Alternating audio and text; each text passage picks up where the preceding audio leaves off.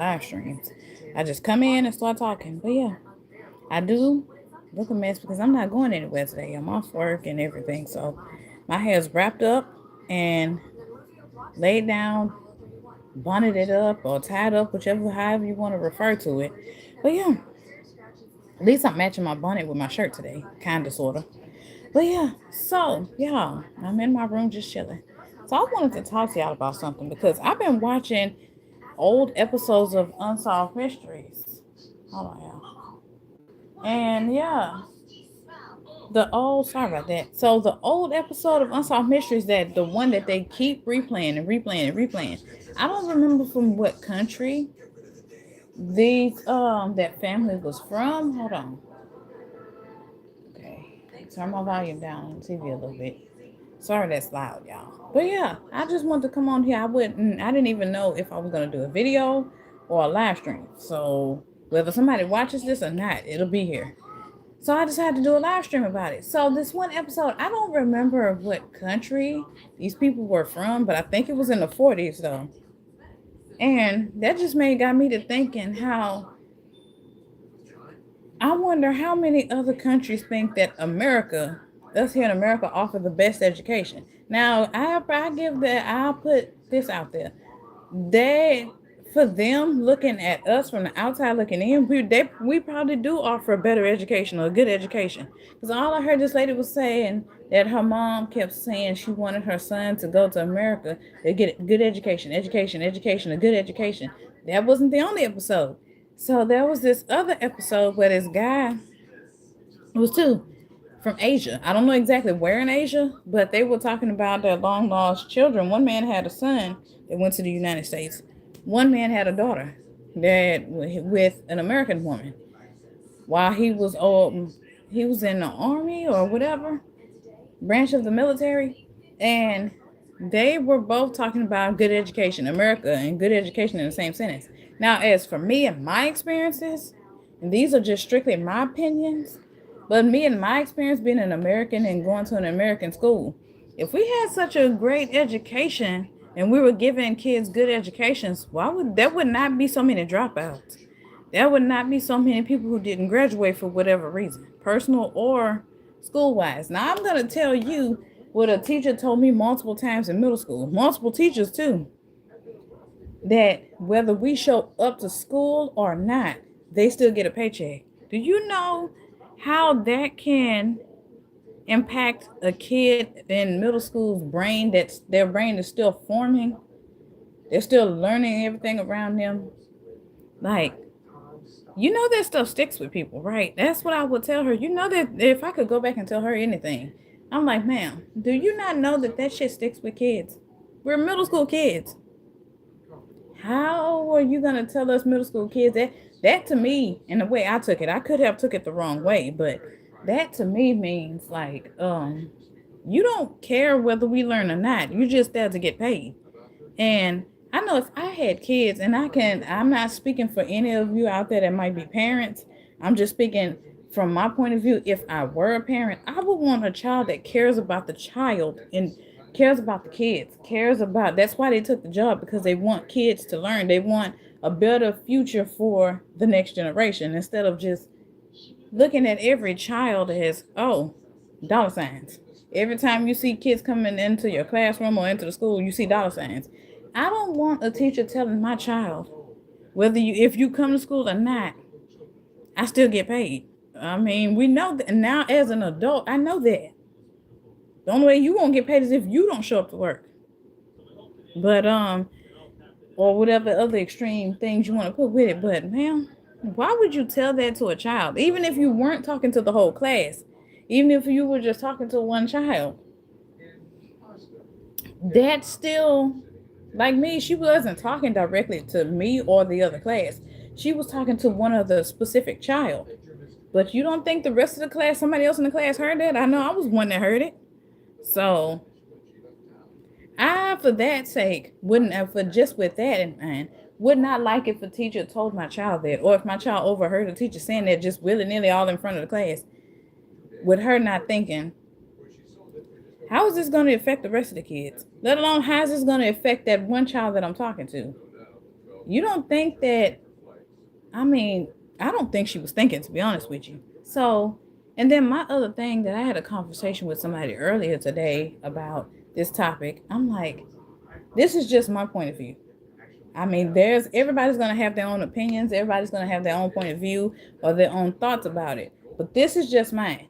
I'm not asking you to agree. I'm not trying to force my thoughts or opinion on any one of y'all that might come across this video. But my thing is, if we can't even give our own kids a good education, if the teachers are already not getting paid enough, they understaffed and overpopulated, the classrooms are full, the student to teacher ratio is completely severely off. If we don't care, if you have a handful of teachers that don't care about the American kids that they have in their class, what makes you think they're going to care about any other kid? If you have teachers that's already looking at the American kids or the kids in their class, not even just American kids, they're looking at the kids in their class as if they see dollar signs and they don't care about the actual person behind that child. They don't care about their job. They're just in the job for the money. You think that they're going to care about a kid from another country? That's sad to say, and I'm sorry that I'm sorry for my part that the teachers are like that, because I have had that experience. Like, if you don't put forth if you're a child and you don't put forth the effort, but the teachers see you struggling, they see you need help, they know how to help you, they equipped to help you, they have the things to help you with, and instead of them trying to bridge the gap or them trying to be there for you to help you before you start slipping off, they just let you slip and slide. Like, what kind of teacher does that? What kind of person can just sit there and see a child need help, and instead of being like, I see where you're struggling, let's see what we can do to help you, let's see what I can do to try to help you get to where you need to be. You're here and we want you to be here, or we want you to be here. So what can we do to help bridge that gap for you? What can we do? Where are you misinterpreting or misunderstanding? What are you not understanding? What do you need help with? What would you prefer me to help you with? Make the child feel comfortable coming to the teacher to be like, hey, Mr. or Mrs. such and such, I'm not understanding this part. Because I have had this experience myself. They were like, I'm not understanding this part. I'm not understanding this. I need a little bit of extra help.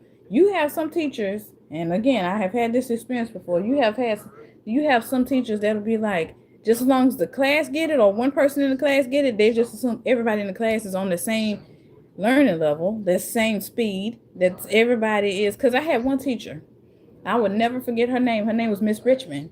She was the first one that actually showed that she cared about the individual student as much as she could. She cared about her class more than she cared about making money.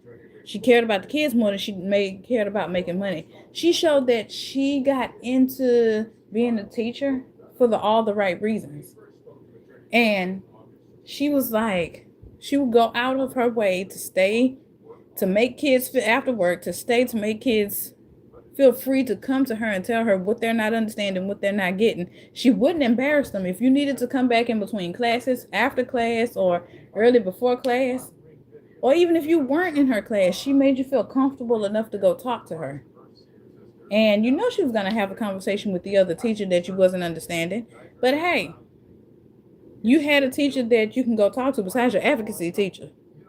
So she was basically like a safe haven, I would say, for kids who didn't understand. She made them feel comfortable. And for that, I will always have respect for Miss Richmond. But yeah, it's just crazy. Like, how can you...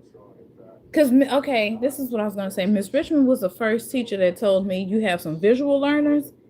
You have some, like, the way she explained it, you have the learners that have to see everything wrote down. They have to have it, like, wrote down in front of them. They're a visual person. Then you have the other learners that you could tell them something, they'll pick it up just like that. They don't need to see it. They just got it. She was like, everybody is made different. Every student is different. Every student has their own individual needs. So if a teacher can't adjust to each, or try to adjust to each student's need, then or you don't want to, or whatever have you, she's like, maybe you need to start thinking about other ways to do. Maybe you need to be like a gym teacher or something, a coach or something. That's still being a teacher in my book. But my thing is, and she was like, if you need any extra assistance or you feel like you, she like, because you shouldn't make, because I think it was a conversation she had with another teacher, and she brought it to us to get what we how we felt about it. She was like, you can't make one group feel behind or one person feel behind because they're visual, whereas the other people pick it up, the other kids pick it up just like that. Like the visual people, it's gonna take them a little while because they have to see it wrote down. Then that she say, if you see it, if they see it wrote down, you got to work with their brains. Everybody, all the kids' brains are still molding. She's like, if they see it wrote down, they probably can get it a little bit better. They probably can understand it because they don't under. Everybody doesn't understand the same topic in the same way as the other. And she was like, yeah, you don't want to go so slow where to bring these kids down, but you don't want to go so fast where these kids won't get it. So you have to find a happy medium so where everybody will get it and be open to helping the kids. If you really got in the job for the right reasons and you love the kids, then you love helping kids, working with kids, and teaching kids, then you're going to make sure, if you can, at least one up to all of your class understands on whatever level it is that they understand. So yeah, I just wanted to come on and talk about that. I'm not going to carry this too long. I'm just going to end this with saying not every country has great education. Just because you see what you see through TV and from videos or however you see that China, America, and all this has a good education, doesn't mean that we just gonna say America. America doesn't mean every school in America has a great education. We can't even, some of the schools can't even educate their own kids. They're just passing their kids because they don't want to have to keep repeating themselves. They don't want to have to keep going over this subject. They went over one subject once. They don't want to have to do it 2, 3, 4, 5 times. Whereas you got one group, they just want to base lump everybody in with that one group that once you teach it, everybody's supposed to understand it. No, everybody don't learn at the same pace. So yeah, y'all have a blessed day. Be safe. Thank you guys. Bye guys. Bye.